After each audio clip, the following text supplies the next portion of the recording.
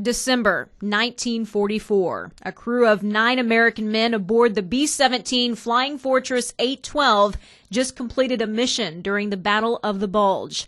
Sergeant Clifford Heinrich was the tail gunner. At that age, I was anxious to get into the war. You wanted to be there? Yeah. At age 17, Heinrich enlisted in the United States Air Force.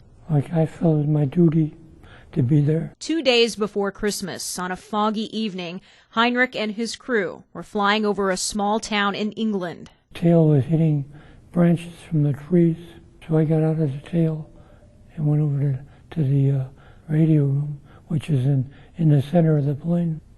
That's when it happened. The plane mysteriously went down. Heinrich has no memory of the crash. I woke up the next day in the hospital. Clifford Heinrich is the only one who survived that crash.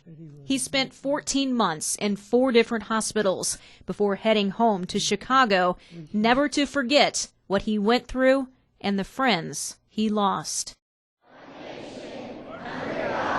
Heinrich never received his 5 medals from World War II, including a Purple Heart. Welcome to everyone. At first, he humbly refused, but agreed to accept them on behalf of his fallen crew. Heinrich was honored in front of a gymnasium filled with children at Alma-Schroeder Elementary. Children just starting to learn about our country's war history and the cost of freedom. We have a country that we are and should be proud of, and I hope our community takes away that our students have learned that lesson and will continue to learn that lesson. No one knows why that plane went down on that cold day in 1944, and to this day, Heinrich doesn't understand why he is the sole survivor. I like to think maybe God was in my side. And the quick action of a young nurse named Megan Lewis, credited with saving Heinrich's life. She was a very brave woman. Diane Gomersall came all the way from England to meet the man her mother rescued. The whole experience today, I will never ever forget it. Never forget it. I'm feeling quite tearful now just talking about it.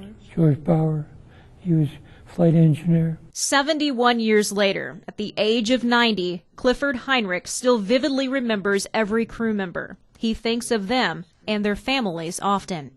As if this day couldn't be more emotional, several family members of the fallen crew also made the trip from around the country to meet and honor Heinrich. That is probably one of the highlights of my life, is getting to say thank you for someone who was with my family member during his last days. It's family, and it's patriotic. Clifford Heinrich lived most of his life in Chicago, moving to Cape Girardeau just 10 years ago. This is his home now, the community embracing him as one of its own. How special is it to know that this is a community that really cares about our veterans? I'm amazed at how many people are involved in what happened a long time ago. We can never thank you enough for your sacrifice. Did those medals even mean anything then? Not really. But what about now?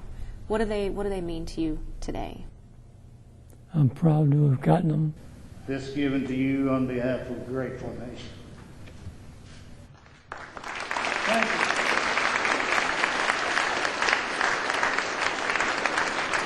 you. In Cape Girardeau, Crystal Britt, Heartland News.